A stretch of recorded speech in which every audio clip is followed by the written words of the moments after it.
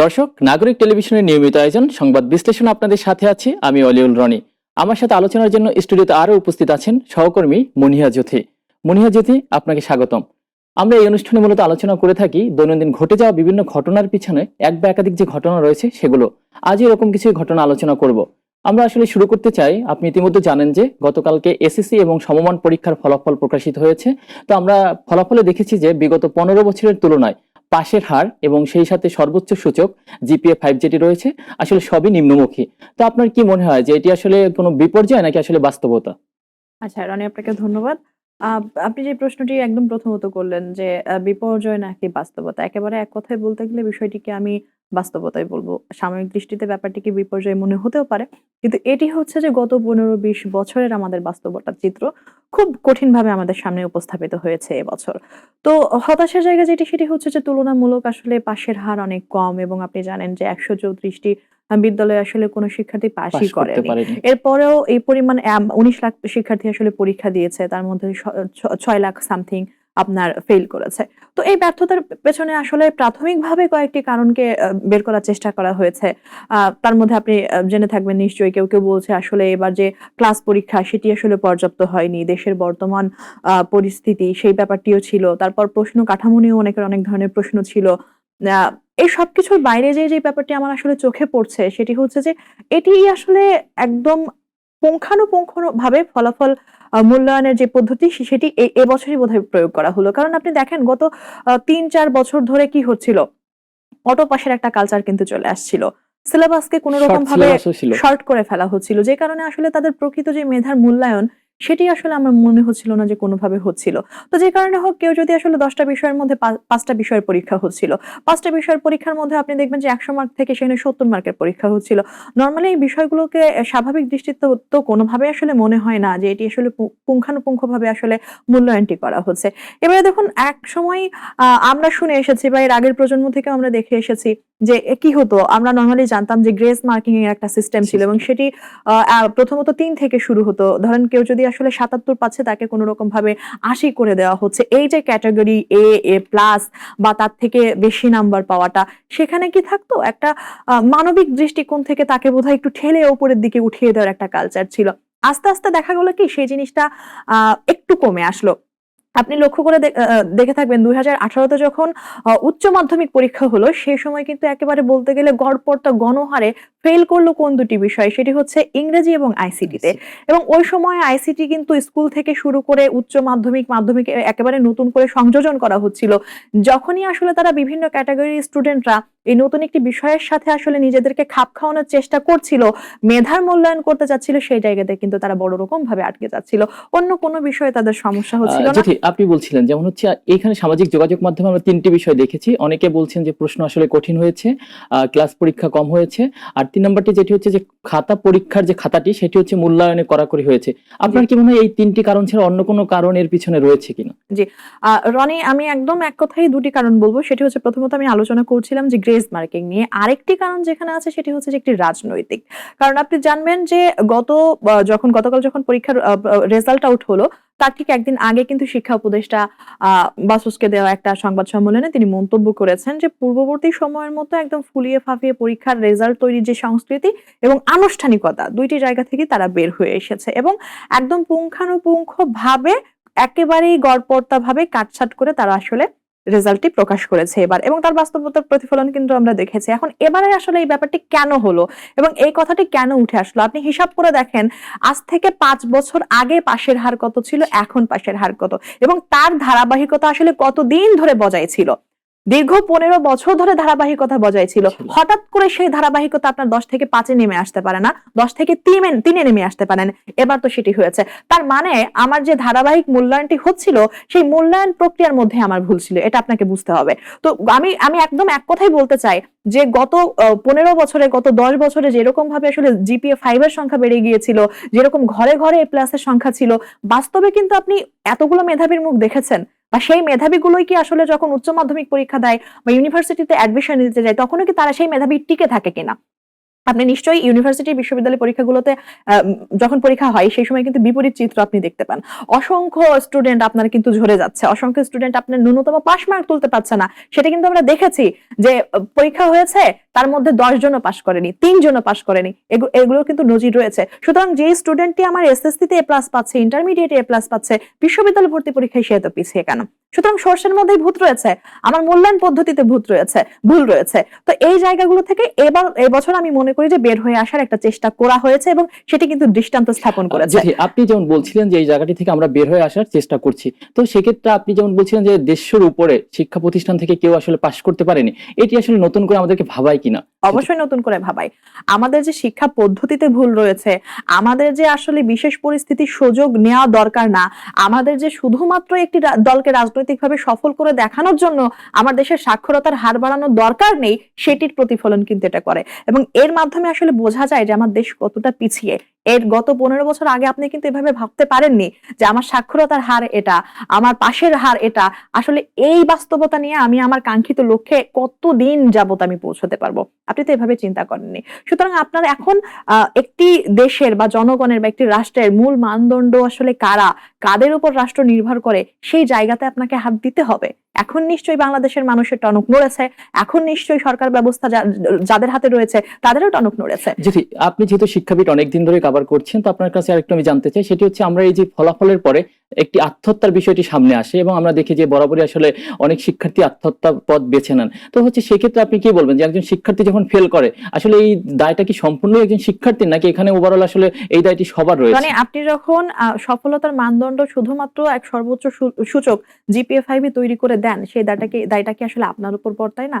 আমি কতটা সফল, আমি কতটা ব্যর্থ, এটি তো আপনি শুধুমাত্র একটি জিপিএ 5 দিয়ে নির্ধারণ করে দিচ্ছেন। এই এই আমি যখন জিপিএ 5 পেয়ে আসলে আত্মহত্যা মানে না পেয়ে আত্মহত্যা করছি, সেই আমি কিন্তু ইউনিভার্সিটিতে যখন ভর্তি পরীক্ষা দিতে যাচ্ছি তখন আমি ঝরে পড়ছি, সেটা আমাকে হার্ট করছে না। সুতরাং কোন অপমানটা আপনার কাছে বেশি তীব্র? এবং এই যে এই প্যারামিটারটা আসলে কারা সেট করে দিচ্ছে? ডেফিনিটলি আমার শিক্ষা ব্যবস্থা যাদের হাতে রয়েছে তারা আমাকে সেট করে দিচ্ছে। সুতরাং শুধুমাত্র আমার ব্যর্থতার দায় তো প্রত্যক্ষভাবে আমার, কিন্তু আমি আসলে কি কারণে ব্যর্থ হচ্ছি বা আমি যে ব্যর্থ এটি যে আমাকে প্রমাণ করে দেওয়া হচ্ছে, সেই প্যারামিটারটা যারা সেট করছে তারা আসলে দায়ী। তো সেক্ষেত্রে কি আমি বলতে পারি যে ধরেন শিক্ষা প্রতিষ্ঠানে এখানে যেমন দায়ী, তেমন হচ্ছে আমার অভিভাবকও দায়ী, বা হচ্ছে আমাদের শিক্ষা ব্যবস্থাও এইভাবে দায়ী? একেবারেই তাই। আপনি দেখেন এর প্রিভিয়াস সময়গুলোতে যখন আসলে রেজাল্ট আউট হতো, এ প্লাসের যখন ট্রেন্ড ছিল, সংস্কৃতি ছিল, সেই সময় মনে হতো যে আসলে ঘরে ঘরে এ প্লাস, এর মধ্যে আমি কেন এ প্লাস পাবো না? সেই সময় কি হতো, তাকে একটা মানসিক টর্চার করা হতো। আমাদের যে প্যারেন্টিং সিস্টেম, অর্থাৎ আপনি একটা টার্মের সাথে খুব ভালোভাবে নিশ্চয়ই পরিচিত আছেন, টাইগার প্যারেন্টিং নিয়ে, যে আসলে আত্মহত্যা যে তারা করছে সেক্ষেত্রে আসলে অভিভাবকের ভূমিকা কি বা তারা আসলে কতটা দায়ী প্রত্যক্ষ নাকি পরোক্ষভাবে। তো দেখুন, আমি আসলে যখন চেষ্টা করছি যে আমার স্বপ্নগুলো আমার সন্তানের মাধ্যমে আসলে সেগুলোকে সফল করার, সেগুলো বাস্তবে রূপদান করার, আমি তাকে স্বপ্ন দেখাতে পারি। কিন্তু সেই স্বপ্ন যদি সে পূরণ করতে না পারে, সেটার জন্য আমি তাকে ক্রিটিসাইজ করতে পারি না, সেটার জন্য আমি তাকে মানসিকভাবে ভেঙে দিতে পারি না, সেটার জন্য আমি তাকে লাঞ্ছিত করতে পারি না। কিন্তু বাংলাদেশের প্রেক্ষাপটে কি হয় দেখেন, আপনি যখন আসলে আপনার কাঙ্ক্ষিত ফলাফল অর্জন করতে পারছেন না, বা আপনার পরিবার যেই স্বপ্নটা আপনাকে নিয়ে দেখছে, যে প্যারামিটারটা সেট করে দিচ্ছে, আপনি যখন সেই গোলটাকে অ্যাচিভ করতে পারছেন না, আপনাকে নানাভাবে লাঞ্ছিত করা হচ্ছে। সেটা ঘরে হোক, সেটা বাইরে হোক, বা সেটা মহল্লায় হোক, পাড়া প্রতিবেশী সবাই আপনাকে সেই জিনিসটি করছে। কিন্তু এটি তো আসলে হওয়ার কথা ছিল না। ধরুন আপনার সন্তানের কতটুকু সক্ষমতা আছে সেটি আপনাকে বুঝতে হবে।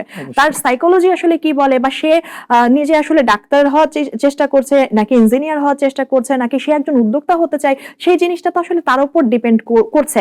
আপনি যখন তাকে চাপিয়ে দিচ্ছেন যে তোমাকে ডাক্তার হতেই হবে, বা নরমালি আপনি দেখবেন যে ছোটবেলা থেকে খুব একটা গড়পড়তা মুখস্থ কথা আমরা আসলে খাতায় লিখে আসি, হয়তো আপনিও লিখেছেন যে I want to be a doctor, I want to be engineer. হ্যাঁ, এটি খুব আসলে মুখস্থ কথা, কিন্তু আপনার সন্তান তো সেটি নাও চাইতে পারে। সুতরাং এই যে আপনি আপনার স্বপ্নটিকে তাকে চাপিয়ে দিলেন, এটি তো তাকে মেন্টালি টর্চার করা, বা এটি তো তাকে আসলে সে যে আত্মহত্যা করছে তার দিকে ধাবিত করা, তাকে এক ধরনের প্ররোচনা দেওয়া। আপনি যেহেতু শিক্ষাবিদ নিয়ে ধরুন অনেকদিন ধরে কাজ করছেন, তো এই যে শিক্ষার্থীরা ধরেন কালকে খারাপ করেছে বা কৃতকার্য হতে পারেনি, তাদের জন্য আসলে আপনার পরামর্শ কি থাকবে? দেখুন, আমি গতকালকে কয়েকটি স্কুলে গিয়েছিলাম, রাজকুত্তরা মডেল হাই স্কুলে গিয়েছিলাম, এর পরবর্তীতে আমি সিভিল এভিয়েশন স্কুলে গেলাম। সেখানে যাওয়ার পর আমি যখন ওদেরকে জিজ্ঞেস করছিলাম যে তুমি সায়েন্স ব্যাকগ্রাউন্ড থেকে কি তোমার জিপিএ কি পেয়েছো, কি এক্সপেক্ট করতে, তো ওরা এক কথায় বলছে যে আলহামদুলিল্লাহ আমি যেটা পেয়েছি আমি কিন্তু খুশি। পরে আমি বললাম যে খুশি, তুমি তো A+ পাওনি, তো তুমি কি ডাক্তার হতে পারবে, তুমি কি ইঞ্জিনিয়ার হতে পারবে? তো তখন ওরা এক কথায় উত্তর দিল যে যেই পরিস্থিতি ছিল তাতে করে আমরা যা পেরেছি আমি এটা নিয়ে অনেক সন্তুষ্ট। দেখুন আমি কিন্তু আসলে যারা ফেল করেছে তাদেরকে ব্যতি রেখে তারা তারা আসলে এখন যে ফলাফল নিয়ে সামনে এসেছে তাদের কারোর মধ্যে আসলে আমি খুব একটা হতাশা দেখছি না। কারণ রনি একজন শিক্ষার্থী সে নিজেকে সবচেয়ে বেশি ভালো করে জানে। সে হয়তো আপনার বাবা মার এক্সপেকটেশন থাকবে যে আপনি জিপিএ 5 পাবেন, কিন্তু সে জানে যে আমি 4.50 পাবো। সে নিজেকে তো চেনে, সে জায়গা থেকে তারা কিন্তু একদম ক্যামেরার সামনে এসে তাদের সন্তুষ্টির কথাটা প্রকাশ করছে।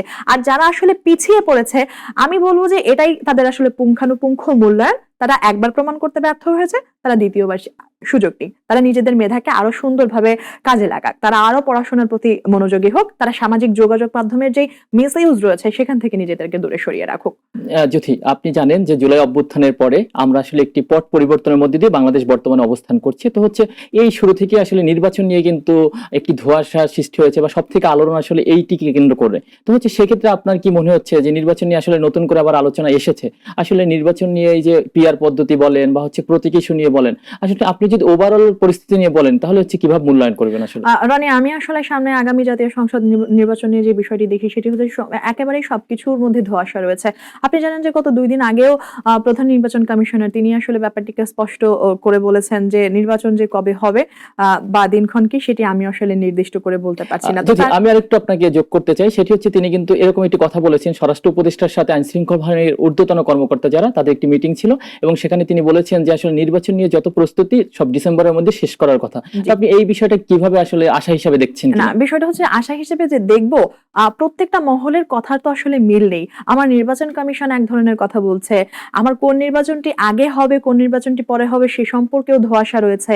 আমি কোন নির্বাচনের জন্য প্রস্তুতি নিচ্ছি সেটা নিয়েও আমরা আসলে স্পষ্ট না। প্রধান উপদেষ্টা এক ধরনের কথা বলছে, নির্বাচন কমিশন এক ধরনের কথা বলছে, রাজনৈতিক দলগুলো আরেক ধরনের কথা বলছে।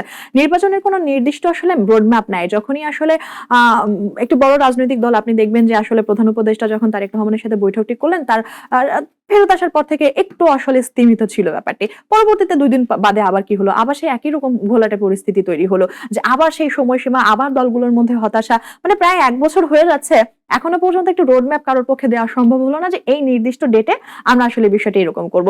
দেখুন আপনি কি মনে করেন না যে এই যে নির্বাচনের সাথে যে স্টেক হোল্ডার গুলো রয়েছে যারা সরাসরি সম্পৃক্ত তাদের কথার মধ্যে মানে নিজেরাই নিজেদের সাথে কন্ট্রাডিক্টরি একটা বক্তব্য দিচ্ছে? আপনি কি দেখেননি যে প্রধান উপদেষ্টা এক ধরনের কথা বলছে, প্রধান নির্বাচন কমিশনার আরেক ধরনের কথা বললো? তাহলে আপনি এখানে হোপটা আসলে কোথায় খুঁজে পাচ্ছেন? এরপর দেখুন রাজনৈতিক দলগুলোর মধ্যে অস্থিরতা তৈরি হয়েছে। আপনি গতকালকের একটি ঘটনা দেখবেন যে একটি প্রতীক বরাদ্দ নিয়েও তারা নানা ধরনের কথা বলছে। তারা বলছে যে শাপলা কেন প্রতীক হতে পারে না, শাপলা যদি প্রতীক হতে না পারে ধানের শিশু তো আসলে কোনো প্রতীক হতে পারে না। এই যে বিভিন্ন ইস্যুকে কেন্দ্র করে রাজনৈতিক দলগুলোর মধ্যে অস্থিরতা, সংঘর্ষে সার্জিস আলমের পোস্টে আমরা দেখেছি, কিন্তু হচ্ছে আপনি জানেন যে বিএনপি নেতা ইশরাক হোসেন রয়েছেন, তিনি কিন্তু আসলে কথাটি বলছেন যে আসলে এটি তো তাদের কোনো সিদ্ধান্ত না, বিএনপির সিদ্ধান্ত না, সেক্ষেত্রে এটি নির্বাচন কমিশন থেকে কি সিদ্ধান্ত এসেছে, কিন্তু এই যে সার্জিস আলম তারা হচ্ছে অন্য একটি পক্ষ হিসাবে বিএনপি কে দাঁড় করাচ্ছে। আসলে এই বিষয়টি আপনি কিভাবে দেখেন? এক্স্যাক্টলি, এটাকে আমি বলছিলাম যে এটি আসলে কোনো ইতিবাচক দৃষ্টান্ত না। এই যে কোনো একটি পরিস্থিতি সামনে আসলেই অন্য দলগুলোকে যে আমরা প্রতিপক্ষ হিসেবে দাঁড় করিয়ে দিই বা একটা কম্পারিজনে চলে যাই, বিষয়টা তো মোটেও এটা হওয়ার কথা না। এখনো পর্যন্ত আপাত দৃষ্টিতে আসলে মাঠ পর্যায়ে কাজ করতে গিয়ে যতটুকু বুঝি ধারণা করা হয় যে একটি দলের মানে জনপ্রিয়তা যদি আমি পেতে যাই আমাকে জাতীয় কোনো প্রতীক সেটি চুজ করে নিতে হবে। আমার মনে হয় যে আমি আসলে সেটির উপর ভর করলেই বোধহয় আমার জনপ্রিয়তাটা অনেক বেশি বেড়ে যাবে। কিন্তু বাংলাদেশের প্রেক্ষাপটে আসলে কাজ দিয়ে নির্ভর করে জনপ্রিয়তা। আপনি আসলে মানুষের সেবায় কতটা নিয়োজিত হতে পারবেন, কতটা মানুষের আস্থা রাখতে পারবেন, সেটা কিন্তু পূর্ববর্তী সময় এবং জুলাই অভ্যুত্থানের পরে আমরা কিন্তু তার একেবারে বাস্তব প্রমাণ দেখেছি। সুতরাং আপনাকে কেউ প্রতীক দিয়ে বিবেচনা করবে না, আপনাকে আপনার কাজ দিয়ে বিবেচনা করবে। তো এই যে রাজনৈতিক দলগুলোকে একে অন্যকে প্রতিপক্ষ হিসেবে দাঁড় করায়, এই সংস্কৃতি থেকে আসলে বের হয়ে আসা উচিত এবং যে কোনো ভাবে রাজনৈতিক দলগুলোর মধ্যে সহনশীলতা, সহমর্মিতা তৈরি করে জাতীয় সংসদ নির্বাচন নিয়ে একটি স্পষ্ট দিকে আসলে আগানো উচিত। আপনি বলছিলেন আসলে প্রতীক ইস্যুতে, তো আপনাকে আমি আরেকটু বিষয় জানতে চাই, সেটি হচ্ছে এই যে শাপলা প্রতীকটি, সেটি কিন্তু নাগরিক ঐক্য নামে একটি দল তারাও চেয়েছিল এর আগে এবং এনসিপিও চেয়েছে। আসলে এখানে তারা কিন্তু বারবারই বলছে যে আসলে তারা কেন পায়নি। সেক্ষেত্রে হচ্ছে যদি শাপলা প্রতীকটি পায়ও তাহলে হচ্ছে পাওয়ার কথা তো নাগরিক ঐক্য যে দলটি, তাদের। তো সেক্ষেত্রে আপনি এই বিষয়টি আসলে কিভাবে বলবেন বা কিভাবে খণ্ডাবেন? দেখুন, পাওয়া না পাওয়ার বিষয়টি হচ্ছে যে কেউ চাইতেই পারে, কিন্তু ব্যাপারটিকে আসলে নির্বাচন কমিশন কিভাবে নেগোসিয়েট করছে, আমরা যতটুকু আসলে বুঝতে পারি যে তারা আসলে কোনো ধরনের কনফ্লিক্টে যেতে চাচ্ছে না, বা নাগরিক পার্টি বা নাগরিক ঐক্য যেই হোক না কেন, এই ঝামেলা থেকে আসলে তারা জায়গাটিকে এড়িয়ে যেতে চায়। আর আরেকটি কথা হচ্ছে, আপনি যেটা বলছিলেন যে আহ, আহ, আগামী নির্বাচনে যে পিআর পদ্ধতি সেটি নিয়ে, দেখুন রনি, পিআর পদ্ধতির আসলে সুবিধা অসুবিধা বা সামনের বাংলাদেশে আসলে সেটি কিরকম প্রভাব ফেলবে, বড় কথা হচ্ছে যে কোন দেশে এক্সিস্ট করে কিনা। অবশ্যই এক্সিস্ট করে। আহ, পৃথিবীর অসংখ্য দেশের মধ্যে প্রায় 70-69টি দেশের মধ্যে এটি আসলে এক্সিস্ট করে। কিন্তু ব্যাপারটা হচ্ছে যে সেই দেশের বাস্তবতা কি, তাদের সামাজিক এবং রাজনৈতিক প্রেক্ষাপট কি, সেই বাস্তবতাটা কি, সেটি একটু আমল নেওয়ার বিষয়। আমি যদি চাইলে আজকে বহির্বিশ্বের যে কোনো দেশের সাথে বাংলাদেশের তুলনা করতে পারি, করতে চলে যাই, সেটি তো কোনোভাবে যায় না, এবং যায় না কারণ একটু আগে আমরা আলোচনা করছিলাম যে আমাদের বাংলাদেশের রাজনৈতিক দলের বা রাজনৈতিক বাস্তবতাটি আসলে ভিন্ন। কারণ আমরা কিছু থেকে কিছু হলেই আ অন্যকে প্রতিপক্ষ হিসেবে দাঁড় করাই। সেই জায়গা থেকে আমার সংসদে যখন পিআর পদ্ধতির মাধ্যমে সবগুলো দলের প্রতিনিধিত্ব নিশ্চিত হয়, তখন সেই জায়গায় যে বিষয়টি কতটা ঘোলাটে হয়ে যায় এবং সেটি আসলে সুবিধাজনক নাকি অসুবিধাজনক, এটি আসলে বাংলাদেশের মানুষ কত সভ্য তার উপরে নির্ভর করে। জ্যোতি, আপনি যেমন বলছিলেন, যেমন এই পিয়ার নিয়ে আসলে পাল্টাপাল্টি অবস্থানে হচ্ছে আমাদের সব থেকে বর্তমানে যারা বিরোধী দল ছিল এক সময়, বা এখন রাজনীতির সব থেকে কাছের বা ক্ষমতার কাছের যে দলটি বিএনপি, তারা কিন্তু বারবারই বলছে আসলে যে তারা পিয়ার পদ্ধতির বিপক্ষে, এবং তারা কেন বিপক্ষে সেটিও বলছে যে আসলে তারা কোন দলটিকে বা হচ্ছে কাকে ভোট দিবে সেটি যদি না জানে জনগণ, তা হচ্ছে এই বিষয়টা তো এইভাবে না। আর তারা যে বিষয়টা আরেকটি বলছে সেটি হচ্ছে যে পিয়ার পদ্ধতি যদি আসেও, সেক্ষেত্রে আপনার স্বৈরাচার যে আবার উৎখাত হবে না, আসলে এর কিন্তু বাস্তবায়ন বা তেমন বাস্তবতা নেই। কারণ হচ্ছে আপনি জানেন যে আমাদের পার্শ্ববর্তী দেশ, সেখানে কিন্তু হচ্ছে পিয়ার পদ্ধতি চালু ছিল, বিশেষ করে শ্রীলঙ্কায়। সেখানে কিন্তু আমরা দেখেছি গণ অভ্যুত্থানও দেখেছি এবং হচ্ছে স্বৈরাচার উৎখাতও দেখেছি। তো হচ্ছে তারা কিন্তু এই বিষয়টি বারবারই বলেছে। তো হচ্ছে বিএনপির তরফ থেকে যে বিষয়টি বলা হয়েছে, আবার জামায়াতে ইসলামী বা এনসিপি বলছে যে স্বৈরাচার উৎখাত হবে না, এটিও যেমন সত্য, আবার বিএনপির কথাটিও তো সত্য। তো সেক্ষেত্রে আপনি এই বিষয়টি কিভাবে মূল্যায়ন দেখুন, করবেন? আমি বিষয়টিকে মূল্যায়ন করতে যাওয়ার আগে আমি একটু প্রেক্ষাপট আপনাকে বলি। সেটি হচ্ছে যে বিএনপি বাংলাদেশে এত বড় একটি রাজনৈতিক দল, এই মুহূর্তে ক্ষমতা মনে করা হচ্ছে ক্ষমতার সবচেয়ে বেশি কাছাকাছি। তার একটি প্রেক্ষাপট তো আছে। বিএনপির শাসনামল তো একসময় ছিল। আপনি জামায়াতের শাসনামল কখনো দেখেছেন? সুতরাং জামায়াত প্রথমতই চাইবে সংসদে তার প্রতিনিধিত্ব নিশ্চিত করতে। সেই জায়গা থেকে আসলে জামায়াতের কাছে পিয়ার পদ্ধতি একটি প্লাস পয়েন্ট, এবং বিএনপি মনে করছে যে আমি যেহেতু ক্ষমতার কাছাকাছি, বা আমি যেহেতু যেকোনোভাবেই এটিকে আওতায় নিতে পারি বা আমার নিয়ন্ত্রণে নিতে পারি, বা আমি সুযোগ পেতে পারি, সেটা ক্ষেত্রে তারা মনে করছে যে না, পিয়ার পদ্ধতিতে আমি যেতে চাই না, বা আমার সব দলের আসলে প্রতিনিধিত্বেরও দরকার নেই। লোকজন যখন আসলে আমার উপর আস্থা রাখে, সুতরাং আমি বিষয়টিকে আমলে নিতে চাই, বা আমি আসলে শাসন ব্যবস্থায় যেতে চাই।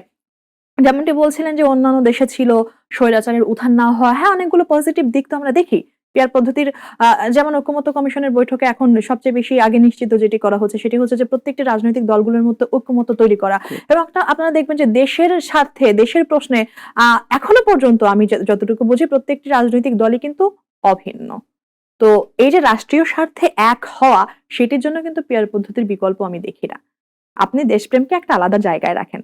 এটা আপনার নীতি নৈতিকতা, এটা ম্যান টু ম্যান আসলে ভ্যারি করে। দেশপ্রেমকে আপনি আলাদা জায়গায় রেখে আপনি পিয়ার পদ্ধতির, এটি হচ্ছে সবচেয়ে একটি বড় আ সমাধান বা একটি সুবিধা। আ জাতীয় স্বার্থে আসলে কিভাবে কাজ করব। এরপরে সবচেয়ে বড় অসুবিধার জায়গা সেটি হচ্ছে যে শুধুমাত্র রাজনৈতিক দলগুলোর মধ্যে। কোন রাজনৈতিক দল একটু বেশি বেনিফিটেড হচ্ছে, কোন রাজনৈতিক দল একটু কম বেনিফিটেড হচ্ছে। এটা ছাড়া খুব একটা মূল পার্থক্য আমি আসলেই দেখি না। জ্যোতি, পিয়ার পদ্ধতি হলে আর সামাজিক যোগাযোগ মাধ্যমে আরেকটি কথা এসেছে, সেক্ষেত্রে হচ্ছে দলটির প্রধান যিনি, তার ক্ষমতায়ন আসলে আরো বৃদ্ধি পাবে। আসলে এই বিষয়টা আপনি কিভাবে দেখছেন? তখন তো হচ্ছে আপনার মন যা চাইলো বা আপনি হচ্ছে যাকে বেশি পছন্দ করেন, সেক্ষেত্রে আপনি তা আপনার সিদ্ধান্তটা ওইভাবে নিতে পারলেন। তো হচ্ছে এই সেক্ষেত্রে দলের মধ্যে যে একটি কমান্ড, সেটি তো আর থাকলো না। দেখুন, দলীয় গণতন্ত্র তো আসলে সেটা দলের মধ্যেই ডিপেন্ড করে, কিন্তু দলীয় গণতন্ত্র যখন আসলে নষ্ট হয়ে যায় ভেতর থেকে, সেই ইম্প্যাক্টটা কিন্তু আসলে আপনার শাসন ব্যবস্থার উপরেও পড়ে। কারণ দলীয় গণতন্ত্র চর্চা না থাকলে আপনি তো বাইরে এসে অন্যান্য রাজনৈতিক দলগুলোর মতামতকে আপনি সহ্য করতে পারবেন না। তখন সেই জিনিসগুলো আপনাকে মনে হবে যে আপনাকে হুল ফোটানো হচ্ছে, বা আপনার জাতীয় স্বার্থেও যে কেউ যখন কোনো কথা বলবেন যে না, এই পলিসিটা এভাবে তৈরি করা উচিত না, আমার এখানে দ্বিমত আছে, সেই বিষয়টিকে আপনি ইতিবাচকভাবে নিবেন না। সুতরাং ওই জিনিসটি হয়তো খাতা কলমে বা মৌখিকভাবে থেকে যাবে, যে আমি আসলে আমার দেশের স্বার্থে, আমার দেশের প্রয়োজনে আমি একটা মতামত দিতে পারি, কিন্তু আমার মতামতটি গ্রহণযোগ্য হচ্ছে না। সুতরাং এটা একটি ভিত্তি, এটা একটি বেস, যে দলীয় গণতন্ত্র আসলে দলের অভ্যন্তরে চর্চা না হলে সেই দলটি আসলে জনসাধারণের কাছে অতটা আস্থাভাজন হয়ে ওঠে না।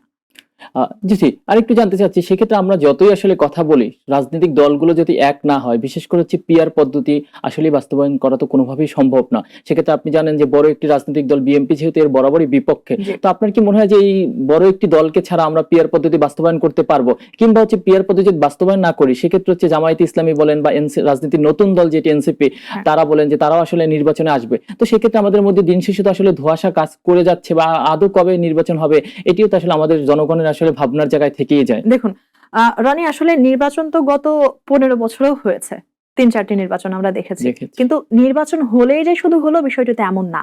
নির্বাচন হলো আমার দেশের জন্য কতটা ইতিবাচক, আমার ভোটের স্বাধীনতা কতটুকু নিশ্চিত হলো, আমার ভোটাধিকার প্রয়োগ কতটুকু সুষ্ঠু হলো, সেটি আসলে ডিপেন্ড করে। সুতরাং এই মুহূর্তে নির্বাচন হওয়ার চেয়ে বেশি ইম্পর্টেন্ট কিভাবে সুষ্ঠু নির্বাচনটা হতে পারে। তো সেই জায়গা থেকে আপনি বলছিলেন যে বিএনপি একটি বড় রাজনৈতিক দল, বিএনপি ছাড়া এত বড় সিদ্ধান্ত আসলে বাস্তবায়ন সম্ভব না। আপনার বাকি দলগুলোকে তো ছোট করে দেখার দরকার নাই। বিএনপিতে আমার 10 জন লোক থাকলে বাকি দলগুলোতে 7 থেকে 8 জনও আছে, এবং তারা মিলে একটি রাজনৈতিক দল। সে টু সে আমি বলছি আসলে। তো সেই জায়গাগুলো থেকে আমরা যে নতুন বাংলাদেশের কথা বলি, আমরা যে গদবাঁধা নির্বাচন চাই তা না। আমরা ভোটাধিকার নিশ্চিত করতে চাই, যে কারণে নতুন দল হিসেবে আমি নতুন একটি পদ্ধতির কথা বলছি। এখন বাংলাদেশের প্রেক্ষাপটে, বাংলাদেশের বাস্তবতায় সেটি কতটা বাস্তবসম্মত, সেটি আসলে প্রয়োগযোগ্য কিনা, এটা তো আমাকে প্র্যাকটিক্যাল ওয়েতে গিয়ে দেখতে হবে। আমি তো গত বাঁধা একটা সিনারিও, একটা প্রেজেন্টেশন দেখে আমি বলে দিতে পারি না যে না না না এটি কোনোভাবেই বাস্তবায়নযোগ্য সম্ভব না। আমরা পিয়ার পদ্ধতি গেলে বাস্তবতার কতটা কাছাকাছি, বাস্তবতার কতটা দূরে, কোনোভাবে সম্ভব হচ্ছে কিনা, দলগুলো আসলে ঐকমত্য প্রকাশ করছে কিনা, বা কোন দলগুলো আসলে চাচ্ছে বেশি, বা সবকিছুর উপরে একটা প্যারামিটার সেট করে আমরা এটাকে দেখতে পারি। সুতরাং এক কথায় আমি বলে দিতে পারি না যে শুধুমাত্র বিএনপি চাচ্ছে না বলেই হবে না। জ্যোতি, আজকে সময় একেবারেই শেষ। আর একদিন আমরা আবারও বসবো, কথা বলবো, শুনবো, আলোচনা করব। আপনি সবাই আমরা চাই বাংলাদেশ সকল বাধা বিপত্তি অতিক্রম করে বিশ্বের দরবারে মাথা উঁচু করে দাঁড়াক। দর্শক, আজকে সময় একেবারেই শেষ। দেখা হবে অন্য কোনো অনুষ্ঠানে। ততক্ষণ পর্যন্ত ভালো থাকুন। আল্লাহ হাফেজ।